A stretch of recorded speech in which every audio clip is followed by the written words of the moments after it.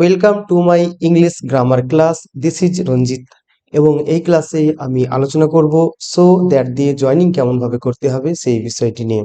আমি তোমাদের একদম অ্যাসিওর করে বলতে পারি, যারা ইংরেজি গ্রামারের কিছু জানো না তারাও কিন্তু আমার এই ক্লাসটি শেষ করার পরে সো দ্যাট দিয়ে খুব সহজেই জয়নিং করতে পারবে। তাছাড়া যারা ইংরেজি জানো তারা আরো ভালোভাবে সেটা জানতে পারবে। তো যাক সে কথা, এবার আমরা সরাসরি আলোচনায় প্রবেশ করব, কোনো রকমের সময় নষ্ট করব না। তো সো দ্যাট আমি দেখো বোর্ডে নিয়ে রেখেছি। এই সো দ্যাট মানে হলো এত যে। অবশ্য এই সো দ্যাট যদি কোনো সেন্টেন্সে পাশাপাশি থাকে সো দ্যাট, তাহলে সেক্ষেত্রে তার মানে হয়ে যাবে যাতে। কিন্তু এক্ষেত্রে আমরা যখন জয়নিংটা করব তখন সো তারপরে দেখো ডট ডট ডট ডট দেওয়া আছে, এখানে একটা অ্যাডজেক্টিভ বা অ্যাডভার্ব ধরনের কিছু একটা থাকবে, তারপরে দ্যাট আসবে। এই সো দ্যাট মানে হলো এত যে। তো আমরা বেশ কয়েকটি এক্সাম্পল আগে দেখে নেব, তারপরে আমরা এর নিয়মটা তোমাদের কিন্তু একদম লিখিয়ে দেব। তো যাক সে কথা, আমরা কোনো রকমের কথা না বাড়িয়ে আমরা একদম আলোচনায় প্রবেশ করব। তো প্রথম সেন্টেন্সটা তোমরা দেখতে পাচ্ছ, মানে দুটো সেন্টেন্স আমি নিয়ে রেখেছি। জয়নিং করতে গেলে তো একাধিক সেন্টেন্সকে আমরা জয়নিং করি, তো এই দুটো সেন্টেন্সকে আমরা জয়নিং করব বা কম্বাইন করব with so that. So let's see. He is very old, সে হয় খুব বয়স্ক। হি ক্যান নট ওয়ার্ক, সে কাজ করতে পারে না। এই যে দুটো সেন্টেন্স, এই সেন্টেন্সের প্রথম সেন্টেন্সে লক্ষ্য করো ভেরি কথাটি রয়েছে, আর দ্বিতীয় সেন্টেন্সে দেখো এখানে ক্যান নট রয়েছে, বা ক্যান নট নাও থাকতে পারে, এখানে কুড নট থাকতে পারে, বা আরো অন্য ধরনের কিছু থাকতে পারে। তো সেটা বড় কথা নয়, যেটা তোমাদের করতে হবে এই জয়নিং করার ক্ষেত্রে সেটা হলো এই যে প্রথম সেন্টেন্সের যে ভেরি কথাটি রয়েছে, এই ভেরির পরিবর্তে তোমাদের লিখতে হবে সো, এবং ফুল স্টপ যেটা রয়েছে ফুল স্টপটাকে উঠিয়ে দিয়ে লিখতে হবে দ্যাট। তাহলে কি হবে উত্তরটি? উত্তরটি হবে এরকম, হি is so old that he can not work. তাহলে এটার মানে হলো সে এত বৃদ্ধ যে, সো মানে এত, ওল্ড মানে বৃদ্ধ, দ্যাট মানে যে, সে এতটাই বৃদ্ধ যে হি ক্যান নট ওয়ার্ক, সে কাজ করতে পারে না। তাহলে এরকম ভাবে আমরা জয়নিং গুলো করে নিচ্ছি। এবারে 2 নম্বর এক্সাম্পলটাতে আমরা দেখি কি কি সেন্টেন্স রয়েছে। The old man was very weak, বৃদ্ধ লোকটি ছিল খুব দুর্বল। হি কুড নট ওয়াক, সে হাঁটতে পারছিল না। এটাকেও আমরা ওই একই নিয়ম ব্যবহার করে জয়নিং করে দেব। প্রথমে ভেরির পরিবর্তে আমরা লিখে দেব সো, এবং ফুল স্টপের পরিবর্তে দ্যাট। তাহলে আমাদের অ্যান্সারটি হবে এই রকম, the old man was so weak that he could not walk. তাহলে অ্যান্সারটি হয়ে গেল। দেখো আমরা সো এবং দ্যাট ব্যবহার করছি, তাই সো এবং দ্যাট এই দুটো ওয়ার্ডকে আমি বোল্ড এবং ইটালিক করে রেখেছি যাতে তোমাদের বুঝতে সুবিধে হয়। তো সিম্পল ট্রিক্স, মাত্র দুটো কাজ আমাদের করতে হবে, ভেরির পরিবর্তে সো এবং ফুল স্টপের পরিবর্তে দ্যাট। আমরা বেশ কিছু এক্সাম্পল এখানে দেখে নেব, যাতে এই সো দ্যাট সম্পর্কে আর অন্য কোনো জায়গায় তোমাদের যাওয়ার দরকার হয় না। এই ভিডিওটা দেখার পরে যাতে তোমরা একদম সো দ্যাট দিয়ে যে কোনো ধরনের জয়নিং এ করে দিতে পারো। অবশ্য সব সেন্টেন্সকে সো দ্যাট দিয়ে জয়নিং করা যায় না, যে সেন্টেন্সগুলো সো দ্যাট দিয়ে জয়নিং হবে সেইগুলো যাতে তোমরা সো দ্যাট দিয়ে জয়নিং করতে পারো এবং পরিষ্কারভাবে বুঝতে পারো, তার জন্য বেশ কতগুলো এক্সাম্পল কিন্তু আমি দেখে নিচ্ছি। এবং আবারও বলি, এই ভিডিও শেষে এর নিয়মটা কিন্তু আমি তোমাদের লিখিয়ে দেবো। এবার দেখো 3 নম্বর এক্সাম্পল, এখানে বলছে he is very fat, he can not run fast, সে হয় খুব মোটা, সে দ্রুত দৌড়তে পারে না। এই দুটো সেন্টেন্সকে আমরা সো দ্যাট দিয়ে কম্বাইন করতে পারি এরকম ভাবে, he is so fat that, অর্থাৎ সে এতটাই মোটা যে he can not run fast, সে দ্রুত দৌড়তে পারে না। এবারে আমরা 4 নম্বর এক্সাম্পল দেখছি, দেখো the box is very heavy, বাক্সটা প্রচন্ড ভারী বা খুব ভারী। আই ক্যান নট লিফট ইট, আমি এটা তুলতে পারি না। ওই একই পদ্ধতি, এখানে আমরা ভেরির পরিবর্তে লিখে দেবো সো এবং ফুল স্টপের পরিবর্তে দ্যাট। তাহলে অ্যান্সারটি হবে এরকম, the box is so heavy that I can not lift it. এবার চলে যাব নেক্সট এক্সাম্পলে, that is example number 5। My sister worked hard, আমার বোন কঠোর পরিশ্রম করেছিল। সি পাসড দ্য টেস্ট, সে টেস্ট পাস করেছিল।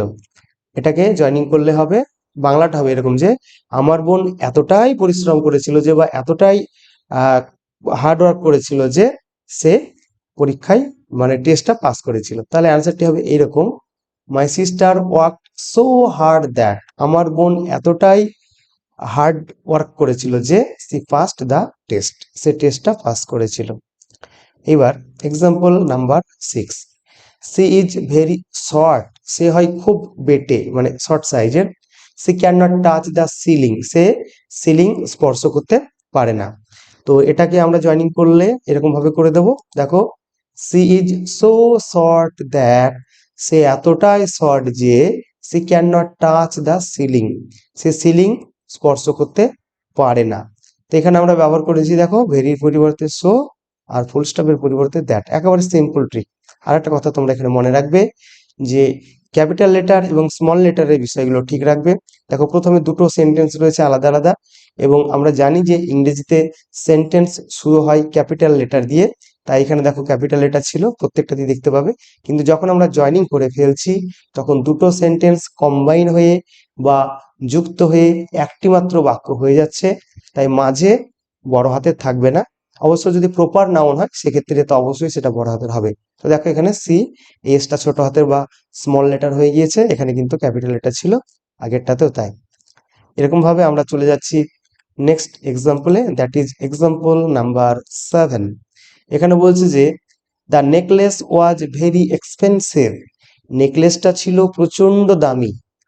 ভেরি মানে প্রচন্ড বা খুব, আর এক্সপেন্সিভ মানে দামি। আই কুডন্ট বাই ইট, আমি এটা কিনতে পারিনি। এটাকে জয়েনিং করব সো দ্যাট দিয়ে, তাহলে অ্যান্সারটা হয়ে যাবে এরকম, the necklace was so expensive that, নেকলেসটা এতটাই দামি ছিল যে আই কুডন্ট বাই ইট, আমি এটা কিনতে পারিনি। এবারে চলে যাব 8 নম্বর এক্সাম্পলে বা 8 নম্বর উদাহরণে। এখানে বলছে দেখো যে হি ইজ ভেরি প্রাউড, সে হয় খুবই অহংকারী।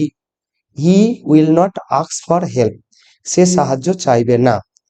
তো এটাকে আমরা জয়েনিং করছি এরকম ভাবে, ওই একই নিয়ম, হি ইজ ভেরি, ভেরি পরিবর্তে সো, তাহলে he is so proud that, সে এতটাই অহংকারী যে he will not ask for help, সে সাহায্য চাইবে না।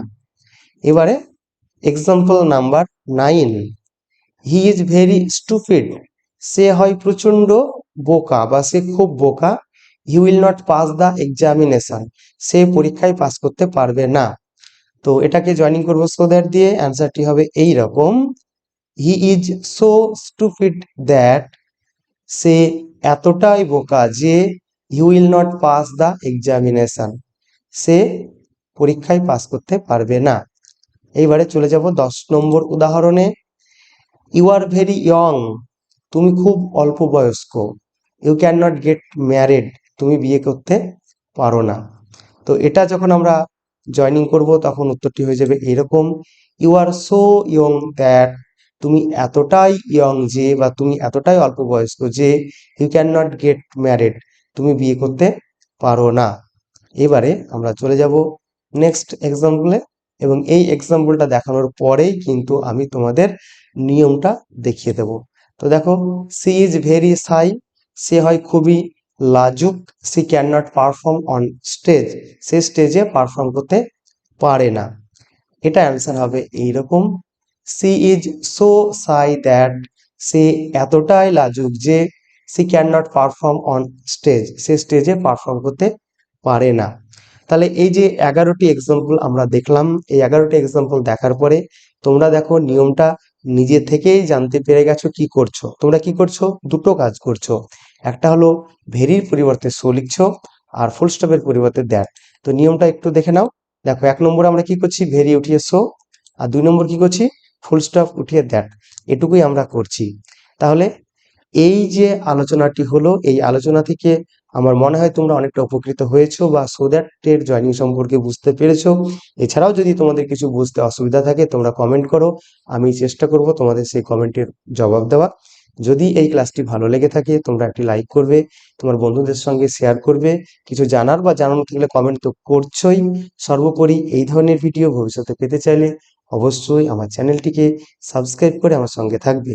তাহলে আবারও দেখা হচ্ছে অন্য একটি ক্লাসে। বাই।